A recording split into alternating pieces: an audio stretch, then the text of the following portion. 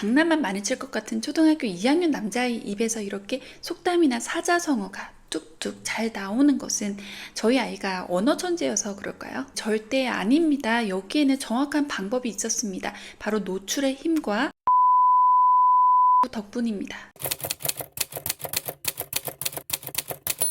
네, 안녕하세요. 교육나침반입니다. 네, 오늘 이 영상에서는 초등학교 2학년인 저희 둘째 아이 이야기를 해보려고 합니다. 쫑알쫑알 발이 많은 남자아이인데요. 이 아이랑 대화를 하다 보면 정말 깜짝깜짝 놀랄 때가 있어요. 하루는 제가 밥을 챙겨주면서 반찬을 좀 많이 꺼내니까 엄마 과유불급이잖아요. 적당히 꺼내요. 또 학교에서 친구와 다툰 이야기를 하다가 그래도 사필 규정이겠죠? 라고 이야기할 때마다 놀라는데요. 이렇게 말할 때는 제가 도치맘인 걸 떠나서 어라? 이 단어의 뜻을 정확한 상황에 쓰고 있네? 라고 놀라게 됩니다. 장난만 많이 칠 것 같은 초등학교 2학년 남자아이 입에서 이렇게 속담이나 사자성어가 뚝뚝 잘 나오는 것은 저희 아이가 언어 천재여서 그럴까요? 절대 아닙니다. 여기에는 정확한 방법이 있었습니다. 바로 노출의 힘과 전략적인 한자 공부 덕분입니다. 네, 오늘 영상에서는 초등학교 2학년 남자아이가 이렇게 다양한 어휘와 사자성어를 잘 쓸 수 있었던 그 방법, 네, 그리고 이것이 중고등 공부에 어떠한 결정적인 영향을 주는지까지, 저희 집에서 실제로 효과를 본 단계적 학습법과 교재까지 모두 공개해 드릴 테니까요. 오늘 영상 끝까지 주목해 주세요.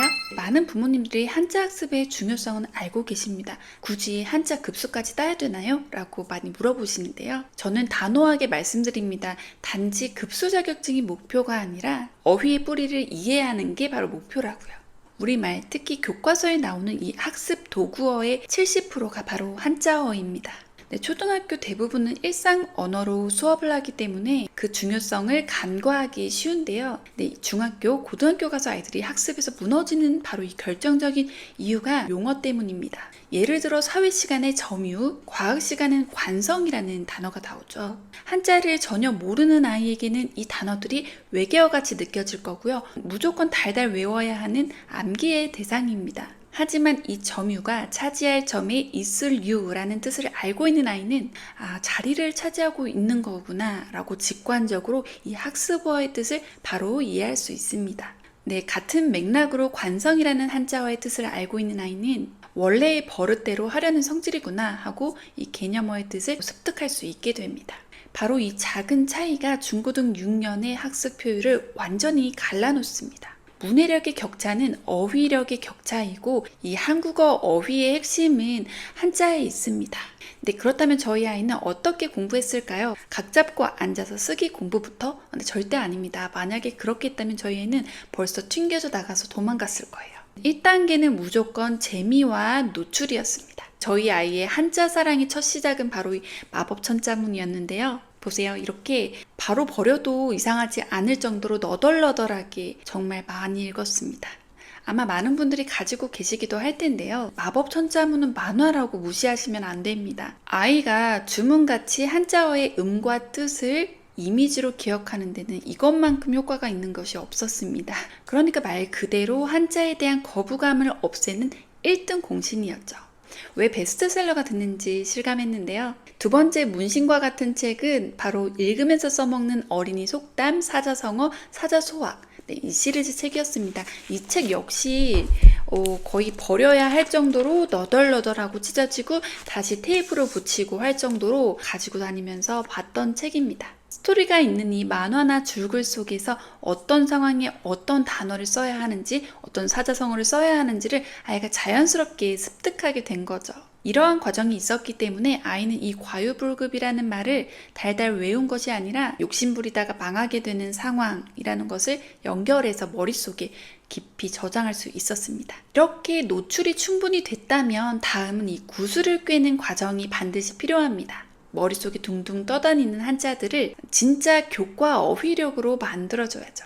이때 제가 선택한 교재, 지금까지 정말 잘 보고 있는 교재가 바로 옥효진 선생님의 문해력 한자 시리즈입니다. 최근에 새로운 편이 추가로 출간이 되었는데요.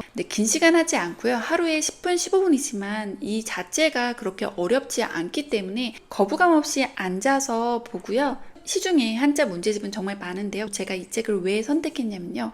바로 옥효진 선생님이 현직 초등교사이기 때문입니다. 그래서 바로 교과서에 나오는 어휘를 중심으로 단어 확장을 시켜줍니다.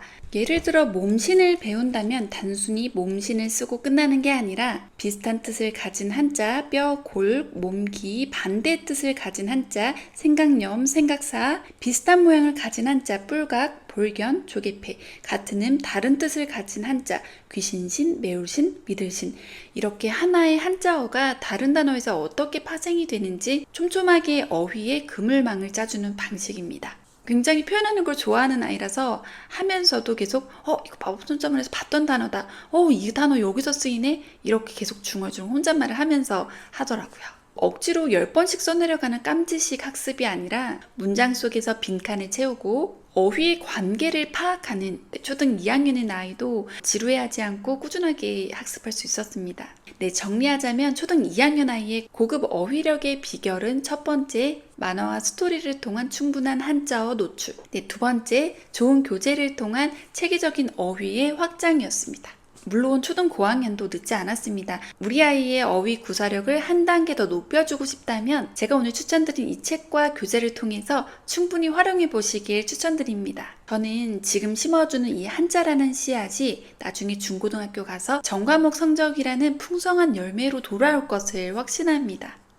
오늘 제 영상이 도움되셨다면 구독과 좋아요 부탁드리고요. 저는 더 알찬 교육 정보로 다시 돌아오겠습니다. 감사합니다.